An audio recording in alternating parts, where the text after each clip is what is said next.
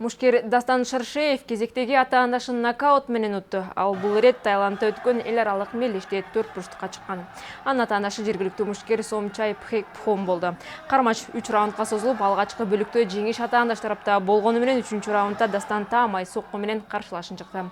Айта кетсек, Дастан учурда Таиландда машыгып жатат. Мушкер биз менен байланышка чыгып, алыдагы пландары менен ой бөлүштү.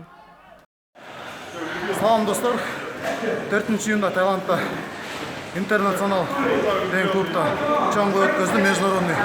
Анда биз 3 раундда нокаут менен жеңишке жеттик. Андан сырткары эсете кетсем 27 июнда Казан шаарында матч реванш болот Антон Калина менен. Азыркы учурда биз Таиландда тренер менен командой Русжим готовимся. Я не подведу вас. Эскерте кетсек, Дастан Шаршеев буга чейин Антон Калинин менен ушул жылдын 22 апрелинде Татарстанда өткөн мелдеште кез келген. Ата-анашын 3-раундда нокаутка учуратканына карабай, калыстар жеңишти орусиялык мушкерге ыйгарышкан болчу.